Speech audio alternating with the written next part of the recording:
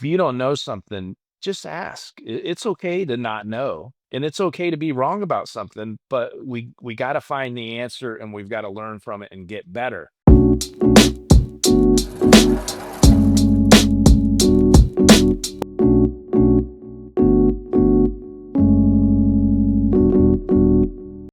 All right, welcome back to the Built for Profit podcast. I am thrilled today to have Mr. Taz with me calling in from Tucson, Arizona. We were chatting a little bit before the call about just his over plus decade plus experience in the pool service business, how he ended up in Arizona from where he grew up in Indiana. So Taz, I'm like fired up to have you on the call today. So Yeah. welcome to the Built Thanks for for having Profit me. podcast.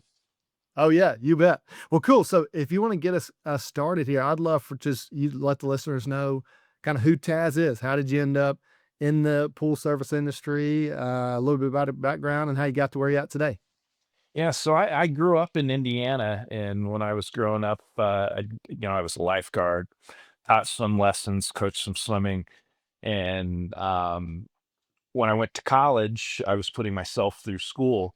So I continued to do those things, and I had to seek out some other work. And I got a job with a pool company in Muncie, Indiana. Ball State University is where I was going to school. I Cool. got a job there and, did some pool building, some repairs. Didn't really do a lot of servicing of pools back then. For me, I was doing more repairs, troubleshooting, things like that. So that's basically how I got started. Then, I graduated. I continued to always kind of work around pools. I was a full-time swim coach for many years. So I was always around pools, and then in 2015, I was working for a healthcare company, and we needed to make a lot of changes in healthcare. And the company I was with, the employees weren't really on board with making those changes. We were trying to make a big shift, and they weren't wanting to do it. And I said, okay, what do I know how to do? Knew a lot about pools, so I said, Yeah. well, I could start a pool service company. So basically, I quit my job and started from scratch. Just Wow.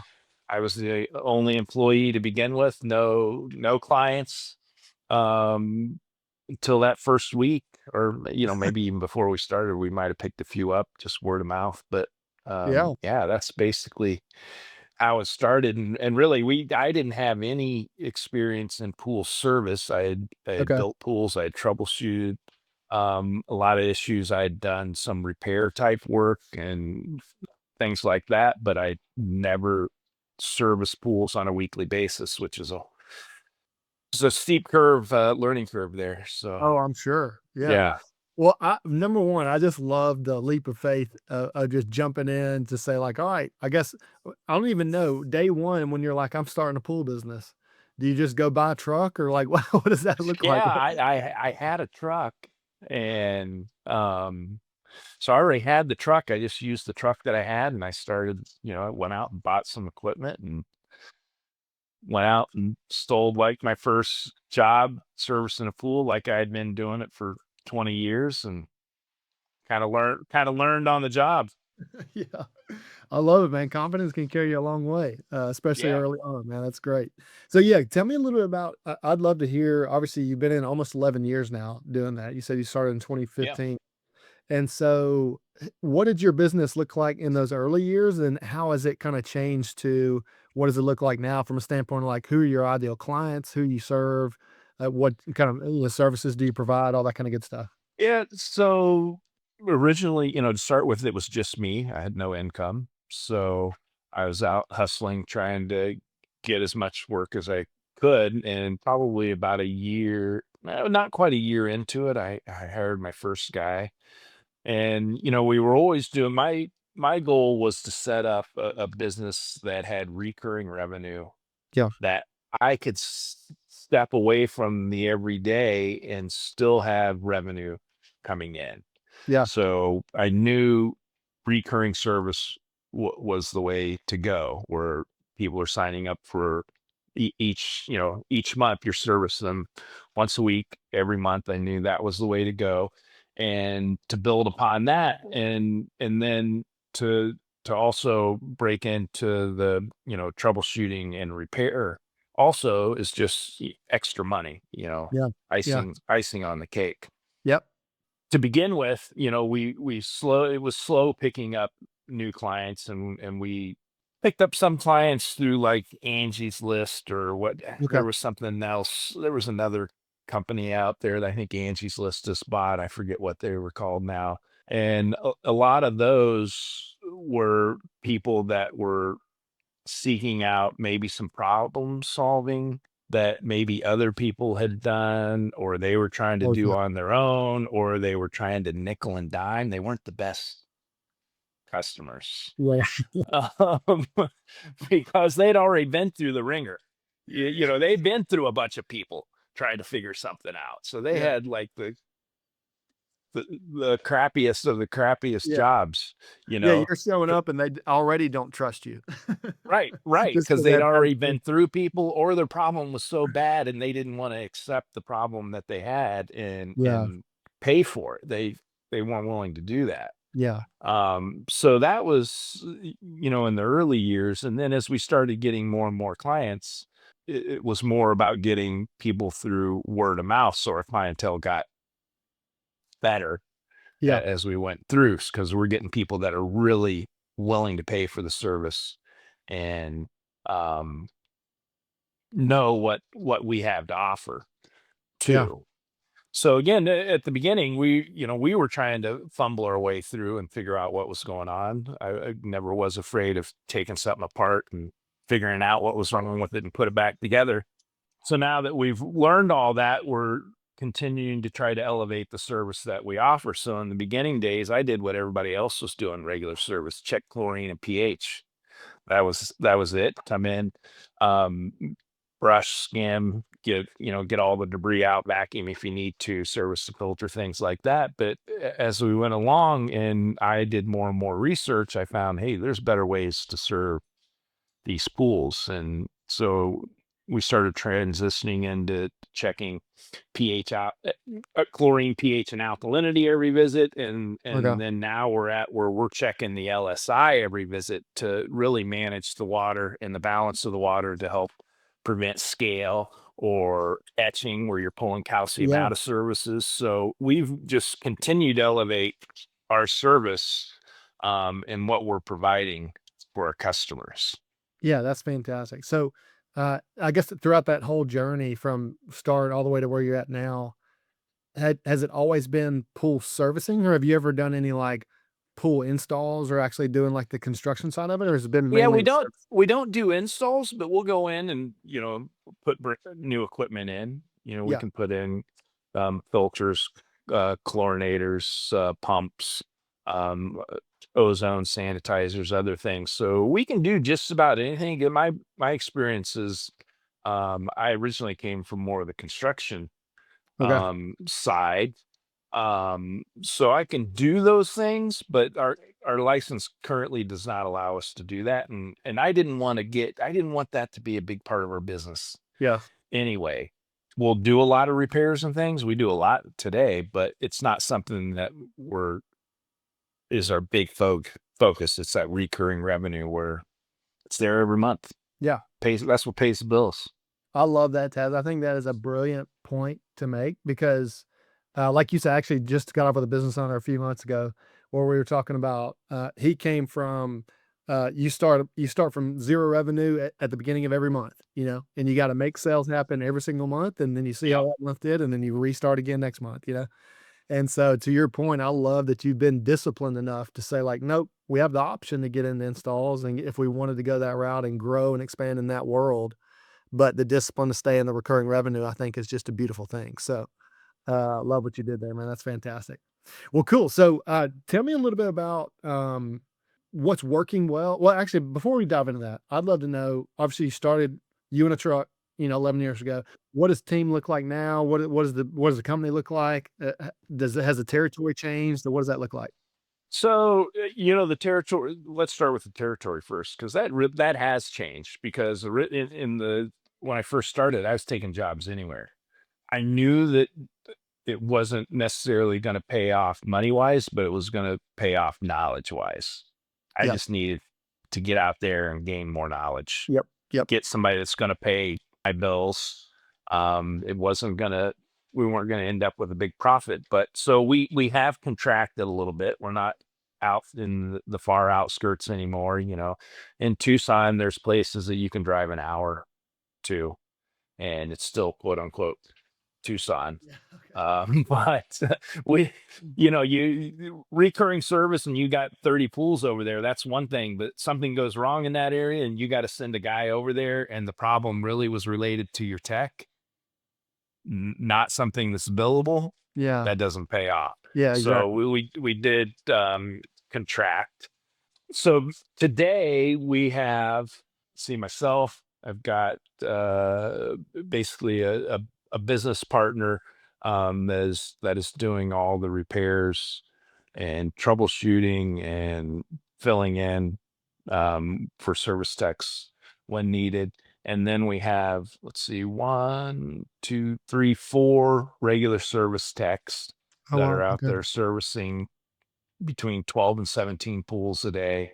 Wow. And then we just hired an office manager Oh, cool. or administrative assistant about a month and a half ago or something. And that's a game changer because that's stuff I was doing. I'd spend all day, out working in the field and then come home and have to deal with all that office stuff. And Yep. that's been a real game changer. So we have that. We have what, one, two, three, four, five, six, seven trucks. Wow. Yeah. So Yeah, we've Taz, come a that's a long great way. operation, man. That's remarkable. Yeah, y'all have come a long way from you quitting and having your truck in the backyard to get started, man. That's Yeah. awesome. I love that. Okay, so I'm curious, as y'all obviously you've seen growth. Has Mhm. majority of that come from referrals, or have you had some type of marketing system that's helped you there? I'm curious, what's been the biggest driver for growth? So most of it has been referrals. Again, in the early days we did do some things like Angie's List, or there was another one out there. Again, I can't remember what it is. They bought it. So basically, people are looking for somebody to provide a service. You get a lead, you pay for the lead, you got to sell the lead, and sell it. It's hit or miss whether they're even legitimate leads sometimes. Yeah, yeah, yeah. So we picked up some people that way. We did purchase a route at one point, small route, so we got some that way, but of course, then I sold some to a guy from the outskirts, Okay. that were out on the outskirts too. But most of them probably are just word of mouth. Yeah, yeah. And, we have a website. We have Instagram, Facebook, things like that, but we're not getting a lot through there. We have recently started to do some Google ads and seeing Okay. how that's going to work for us. And then we're starting to do a lot more social media to see if we can get just people coming to our site, provide some free information to them, Yeah, see if that sticks to get people to contact us. So we're yeah. starting to branch out a little more, but mostly everything is word of mouth. Yeah, that's great. I love that.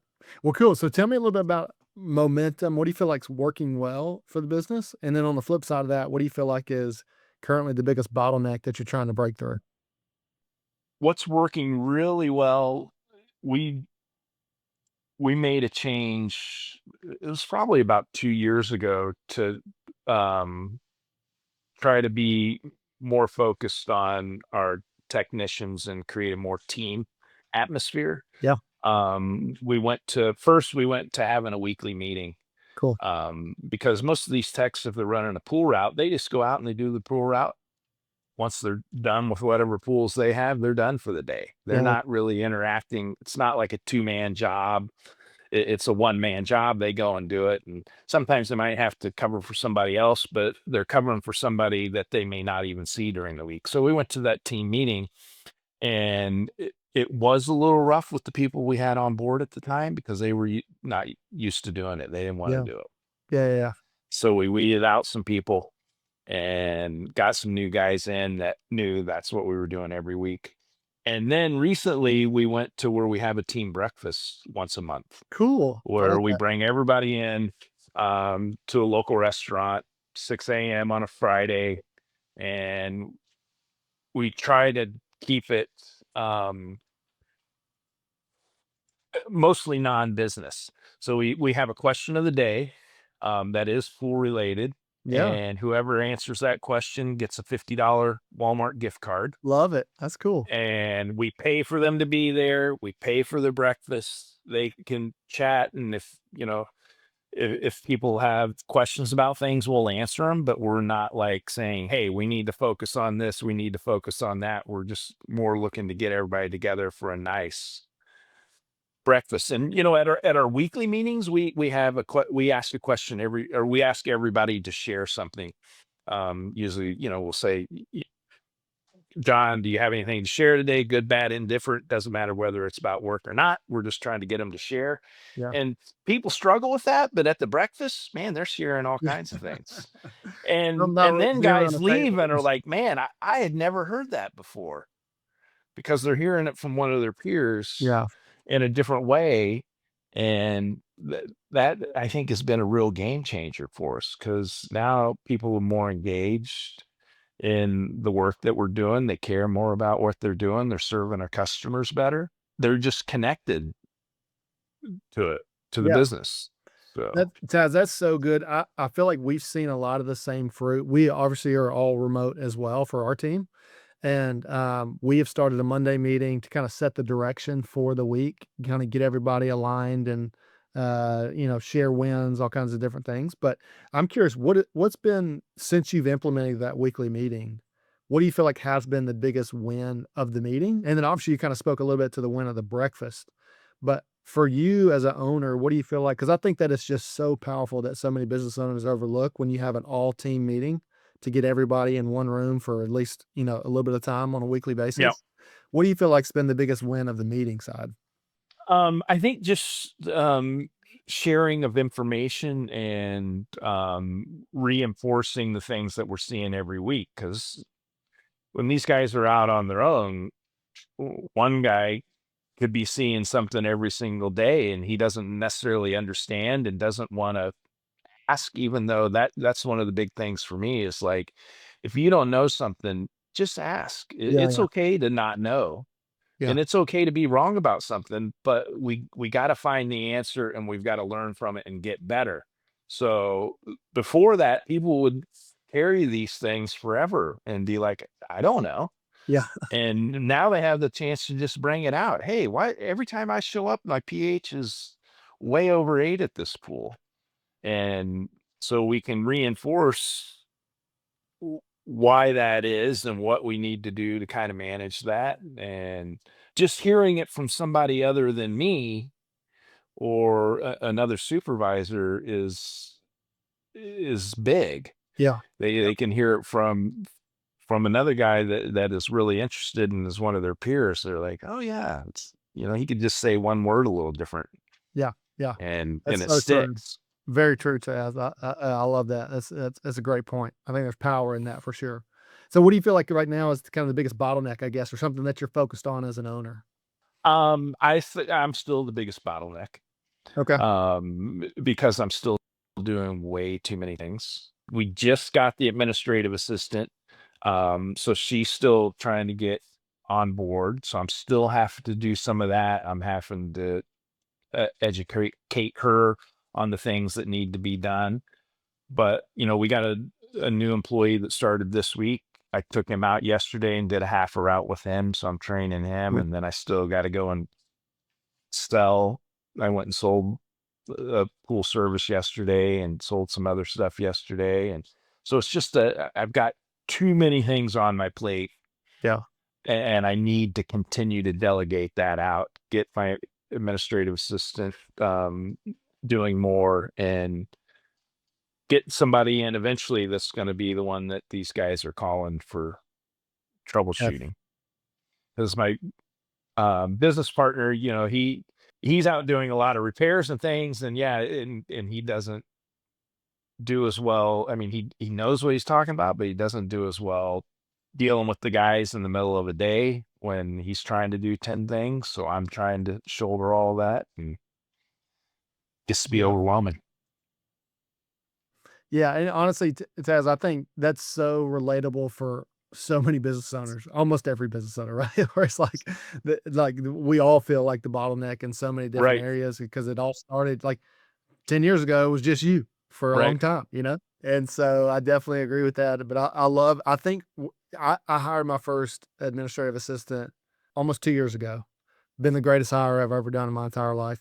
And I think you're about to see the power behind that too, just with time, right? Spending time together, them understanding how you operate, your brain, and taking so much of the admin stuff off of your plate that you don't need to be doing. So I'm excited for you, man. It's going to be Yeah. I think you're going to look up in 6 months and be like, man, I should have hired her Oh, yeah, 10 it years ago, shouldn't. you know? Yeah. I think back to, man, if I had a stash of money when I first started, uh, with no clients, but I had the money to spend on personnel, the way I could have set things up so much differently and been Yeah, yeah, yeah. farther ahead. That's right. But I know, but yeah, hindsight's always 20/20. yeah, I've made a lot of similar mistakes, along the way. So part of it for just sure. keep pushing Okay. through. That's right. Okay, real quick, as we kinda wrap up a little bit, I'd love to know, as a business owner now, are there any certain metrics? Obviously, you got your monthly recurring revenue coming in, but I'm curious from, metrics that you look at, whether it's weekly, monthly, that just allow you to say, "Is my business doing well, not doing well?" Can you kinda speak into what some of those metrics are? Yeah, so the biggest thing that we track is net recurring pools a month. Okay. So like this time of year in Tucson, it's 90 during the day, but at night it's down into the 50s or could be 40s in some areas maybe. So Yeah. pools are getting cold. They're down in the 60s and 70s. People think, well, some season's over. Some people don't want to have their pool serviced in the winter. They think it doesn't need to be serviced. Now, that's not true, but that's what they think. So we get people that want to stop service for the winter. So this last month we had like 4 customers that want to stop service. So we started off this month. They wanted to stop after last month. We started this month off 4 pools in the hole, Got it. basically. Yeah. So Yeah. we got to pick up 4 pools to be even at Yeah. zero. And we know if we can get more than that and be net positive, that's going to be a positive impact on our bottom line. Yeah. Because typically, the rate that we can get today is better than the rate we were selling at a year ago or Good whatever it point. was anyway. So Yeah. I could be net positive. I could lose 3 people and pick 2 up and financially be net positive. Yeah, yeah, yeah.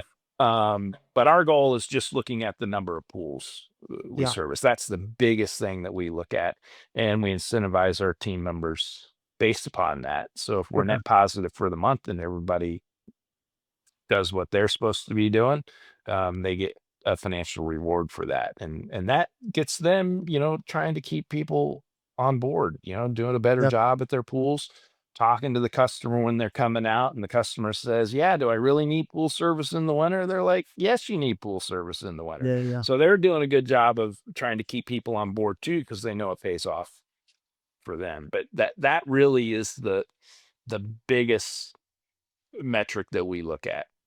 Yeah, I Taz, still don't have enough time to spend going through all of our financials every week, and that's something that I'm gonna get better at as my yeah, administrative assistant takes more off my plate and I'm not yeah, out there in the field so much, yeah, but yeah, those net positive yeah. pools.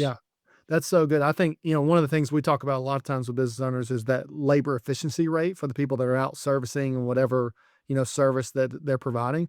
I'm curious, obviously you said you incentivize the guys based on, retained pools month over month over month. Do you have any kind of like, a lot of people call it utilization rate, but like for how many hours they're working, how many hours are billable versus non-billable? Or is there anything that you're tracking on a like a per technician standpoint to say like who's in the leaderboard as a tech sits based on what you value as a business owner? Yeah, so we did have a metric where we track the amount of time they were spent servicing pools and the amount of time in between pools, because that's a big thing. Yeah, yeah, Getting from one pool to the next. You yeah. That can windshield time. Yeah, have a tech that just sits down and pulls their phone out and says they're just going to check an email. And next thing you know, that's 10 minutes and they don't even realize that. yeah, Um, so we were checking that, but we were having some difficulty doing that with with the software we have, but they're going to be putting some things in place that's going to make that easier. And yeah, I think that's a big that that's something that is on the top of our list to be doing. Yeah. We just didn't we weren't getting accurate numbers before with what the software that we had, Yeah. but that's something that we do want to do. And we kind of know too, hey, you've got X number of pools. We know how long that should take. Yeah, So exactly. the guy that's taken that has an 8-hour route and he's getting done in 10 hours, we know there's problems with that. And the software we use sends us messages too, letting us know, hey, this tech spent way too much time there. Yeah, yeah. So we follow up on those and try to coach those guys. And then on the flip side of that, the guy that should have an 8-hour route and got done in 4 hours, that's not good either. That's Yeah, how yeah. we lose customers. Yeah, yeah, exactly. When they Yeah. spend too much So time, we're paying to take care of the service. We spend too little time, that customer's going to fire us. that's right. Yeah. That's worse than us paying to take care of the pool. I don't want to pay to take care of the pool, but I also don't want to be fired because we did something stupid and didn't spend enough time in somebody's backyard. Yeah, it's a great point. I love it. I am curious, and, do you have, like, a checklist of, like, when a technician shows up at a property, do they kinda walk through, or is that embedded in y'all's software? Have Yep, y'all ever implemented something yep. like that? Ev- Every every job has its own unique Okay, checklist. cool. So there for each level of service, there's a standard checklist. And then when we onboard the pool, we put in a unique checklist. So it walks them straight through it. So we can we can add things onto it as we see problems too. So if Yeah, I have yeah, a cool. customer that tells me, hey, the tech didn't check the skimmer basket today, I can then require the tech to take a photo showing that the skimmer basket's clean. So Very then they cool. can turn it in because it could be, the customer maybe is gone all day. The tech serviced the pool at 7 a.m. Customer came home at 4. They're working on the other side of town. It seemed to be a very good day over there, but on their side of town, maybe it was windy. Yeah, Tech cleaned the pool, but then everything blew in and buried the pool up again. yeah, So we got a lot of ways to be able to prove the service that we provided. And I tell my techs, hey, this is to back you up for the work that you did. that's Because right. Yeah, if a customer gives you a bad review, I'm going to try to verify the review. And the first thing I'm going to do is look at the service. And basically, I can see the service like I was there. I can see almost everything. And then that prompts me to ask questions of the customer to see if everything matches up. And yeah, sometimes, a lot of times it is a verifiable bad review, but sometimes it's not. The customer just wasn't there and something I can be like, hey, I can see it was clean yeah, when yeah, the yeah, tech yeah, left. I don't know what happened in yeah, between then, but just because we showed up one day doesn't mean that we own that pool 24 hours a day, 7 days that's a right. week. Yeah, sub it. So Yeah. Well, that's I love that you've implemented that because it's just a fantastic quality control checklist, right? Like, that is beautiful that you had that from a standpoint, and you can monitor where you having to go literally do spot checks all the time, all over the road trying to go do those things. So I think that checklist is just a powerful, powerful thing. Okay, I am curious as we wrap up here, are you leveraging any kind of, like, AI or anything inside of your business? Have you ever thought about that, or what does that look like I for you? am so I recently started using Chat GPT, Cool. standard operating procedures, Yeah. policies, things like that. And yeah, I mean, it's a game changer because you can write something pretty quickly with Chat GPT and then Yeah. just go in and edit it, throw it back in there to clean it up again. And then of course it begins to know what our company is like because I put some of our company policies in there, and of course it's helped write some. And yeah, I mean it's a time saver. And I wish, that's the one big thing that I wish I would have done early is even when it was just me, get these standard operating procedures in place um, to be able to run the company moving forward. Yeah. Yep. So we're still trying to get a lot of those together. But Yeah, that's good. ChatGPT's making it a lot easier. I know it is. I mean, it is the Wild West, I think, out there right now. Obviously, that's just the tip of the iceberg of how people are leveraging stuff. But I love that you're already implementing some of that stuff in your business, man. I love that. Well, cool. Is there anything else that we didn't talk about today that just you're excited about or that's on your heart? Yeah, no, I'm just looking to continue to grow the business, provide the best customer service that we can, and keep pool water balanced. Yeah, man. I love it. Well, cool, Taz. So, if people obviously want to find out more about you, where's the best place to find you? We got a website, completepoolandyard.com, and then we're on Instagram, Facebook. I think Pool and Yard Care is our Instagram account at Pool and Yard Care. I don't know what the Facebook one is. LinkedIn, they could find me. You could just search Taz Tucson, Arizona, and find me. So Love it. there's not any other Taz's here. That's awesome. I love that. That's a powerful brand there you got there, Taz. Yeah, Well, cool, man. Well, thank you so much. Obviously, love chatting with you. Super excited to follow you along and kind of see your business grow. And so, thanks so much for being on the yeah. podcast. Thank you for having me.